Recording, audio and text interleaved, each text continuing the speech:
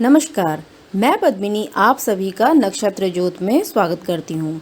आज मैं आपको इस वीडियो में अक्षय तृतीया के बारे में सारी जानकारी दूंगी।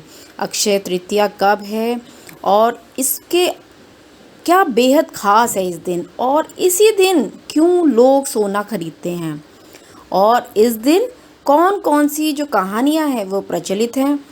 इस वीडियो में मैं आपको सारी जानकारी दूंगी। इस वीडियो को मेरे साथ अंत तक देखिए। इस वीडियो को लाइक, शेयर एंड सब्सक्राइब जरूर करिए। वीडियो के नोटिफिकेशन बेल आइकन को जरूर प्रेस करें। वीडियो के डिस्क्रिप्शन में फेसबुक पेज, इंस्टाग्राम और पॉडकास्ट के लिंक्स दिए गए हैं। आप वहां से भी लाइक एंड शेयर कर सकते हैं।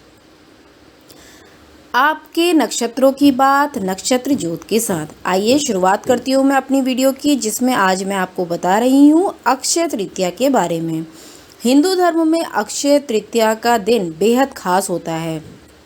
हर साल वैशाख शुक्ल पक्ष की तृतीया को अक्षय तृतीया पड़ती है।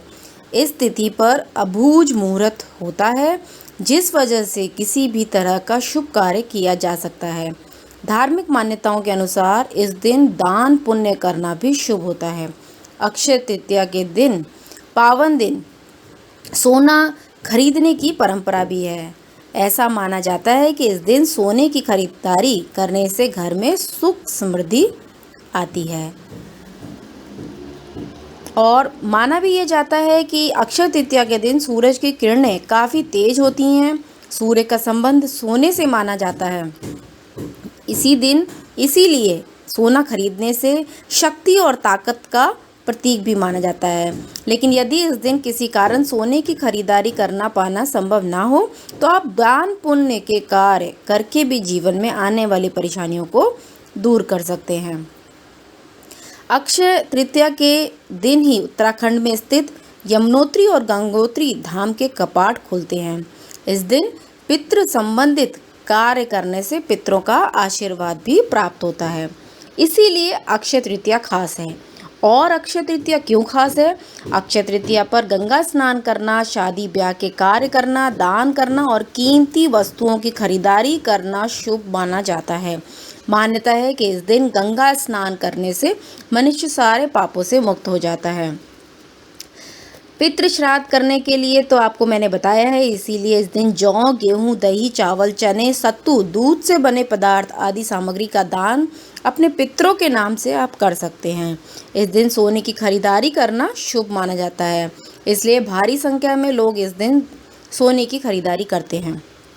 माना जाता है कि इसी दिन भगवान परशुराम का जन्म हुआ था।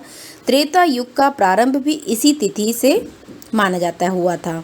मान्यताओं के अनुसार इसी दिन माँ गंगा धरती पर आई थी। साल में केवल इसी दिन वृंदावन के बांके बिहारी जी के मंदिर में श्री विग्रह के चरणों के दर्शन होते हैं। अब आपने अक्सर सुना होगा, जैसे मैं आपको बता रही हूँ कि सोने की खरीदारी की जाती है, तो क्यों सोने की खरीदारी इस दिन की जाती है? ऐसी मान्यता है कि अक्षय तृतीया पर किसी कार्य की शुरुआत करने से वह कार्य कभी समाप्त नहीं होता। इतना ही नहीं, अगर भौतिक संसाधन भी इस दिन जुटाए जाए तो वो भी हमारे जीवन में हमेशा बने रहते हैं। इसलिए अक्षय तृतीया के दिन को नया काम शुरू करने, भौतिक संसाधनों जैसे बर्तन, सोना, चांदी और अन्य कीमती वस्तुओं की खरीदारी करने के लिए शुभ माना गया है। माना जाता है कि अगर आप इस दिन सोना खरीदते हैं तो इससे जीवन में सुख समृद्धि बनी रहती है। और साथ ही ऐसी भी मान्यता है कि इस दिन खरीदा गया सोना आने वाली पीढ़ियों के साथ बढ़ता चला जाता है। अक्षय तृतीया क्या है?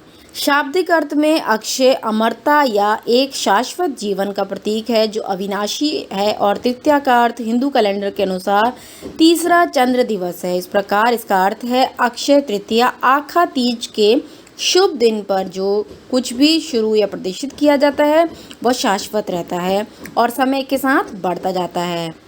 ऐसा माना जाता है कि यह एक ऐसा दिन है जब व्यक्तियों की भौतिक इच्छाएं पूरी होती हैं। इस साल अक्षय तृतीया कब है, आप ये सोच रहे होंगे। तो अक्षय तृतीया इस साल 14 मई को मनाया जाएगा। अक्षय तृतीया का महत्व क्या है?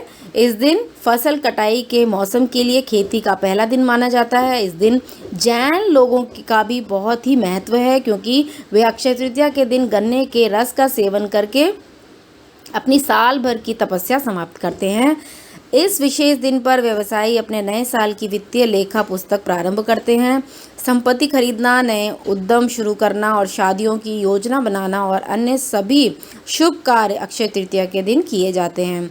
सोने और चांदी के गहने खरीदना अक्षय तृतीया की मुख्य परंपरा है, क्योंकि यह बहुतायत और सौभाग्य का प्रतीक है। यह भी माना जाता है कि अक्षय तृतीया का दिन काफ़ी महत्व रखता है, क्योंकि यह परशुराम जयंती के रूप में भी मनाया जाता है। भगवान विष्णु का एक अवतार है जो क्षत्रियों के अत्याचार को समाप्त करने और न्याय स्थापित करने के लिए पृथ्वी पर अवतरित हुए थे। अब मैं आपको अक्षय तृतीया की कहानी बताती हूँ। मैं आपको 3 कहानियाँ बताऊंगी। जो पहली कहानी है उसके अनुसार, महाभारत के अनुसार अक्षय तृतीया के दिन पांडवों को भगवान सूर्य द्वारा एक बर्तन अक्षय पात्र प्राप्त हुआ था। यह एक दिव्य पात्र था जिसमें भोजन की निरंतर आपूर्ति होती थी। एक बार एक ऋषि पहुंचे और द्रौपदी को उनके लिए भोजन की आवश्यकता पड़ी। उसने भोजन के लिए भगवान कृष्ण से अनुरोध किया। भगवान कृष्ण प्रकट हुए और उन्होंने बर्तन पर एक दाना चिपका हुआ देखा। उन्होंने वह भोजन का दाना खा लिया। इससे भगवान कृष्ण को संतुष्टि मिली और बदले में ऋषि के साथ सभी मनुष्यों की भूख भी तृप्त हो गई। दूसरी कहानी के अनुसार देवी दुर्गा और महिषासुर के बीच काफ़ी भयानक और लंबे समय तक युद्ध हुआ था और अंत में देवी दुर्गा द्वारा महिषासुर का वध किया गया था। पवित्र पुराणों के अनुसार उस दिन को सतयुग के अंत और त्रेता युग के प्रारंभ के रूप में चिन्हित किया गया था। इस प्रकार उस दिन के बाद से अक्षय तृतीया को एक नए युग के प्रारंभ के रूप में मनाया जाता है। तीसरी कहानी जो है, अक्षय तृतीया का दिन कृष्ण सुदामा पुनर्मिलन दिवस के रूप में भी प्रसिद्ध है।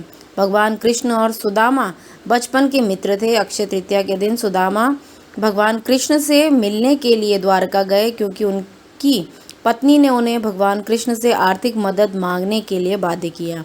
देवता के धन और ऐश्वर्य को जानकर सुदामा झेप गए और वित्तीय सहायता मांगने में लज्जा महसूस करी। वह उपहार के रूप में भगवान कृष्ण के लिए कुछ चावल के दाने लेकर आए थे, लेकिन शर्मिंदगी के कारण उन्होंने उसे वहीं छोड़ दिया और वापस अपने घर लौट गए। भगवान कृष्ण ने चावल के दानों को देखा और अपनी मित्रता के दिव्य बंधन के प्रति प्रेम दर्शाते हुए उसका उपभोग किया।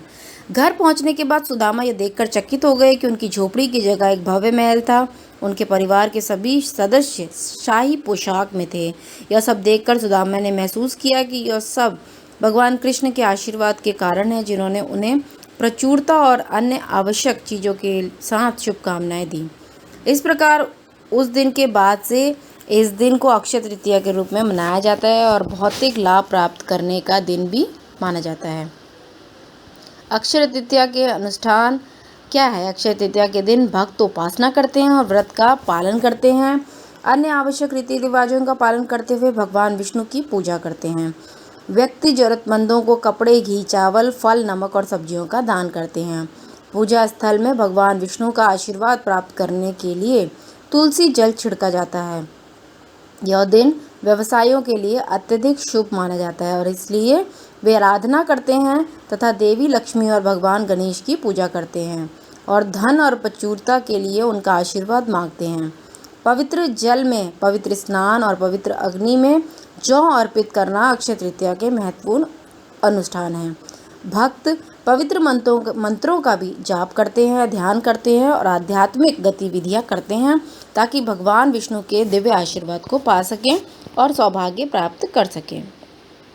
आशा करती हूँ आपको ये वीडियो ज़रूर पसंद आया होगा। इस वीडियो को लाइक, शेयर एंड सब्सक्राइब जरूर करें। वीडियो के नोटिफिकेशन बेल आइकन को जरूर प्रेस करें। वीडियो के डिस्क्रिप्शन में फेसबुक पेज, इंस्टाग्राम और पॉडकास्ट के लिंक्स मिल जाएंगे। आप वहाँ से भी लाइक एंड शेयर कर सकते हैं। आपके नक्षत्रों की बात नक्षत्र ज्योत के साथ। आपकी अक्षय तृतीया इस बार बहुत ही ज़्यादा शुभ हो, ऐसी मेरी मंगल कामनाएं हैं। धन्यवाद।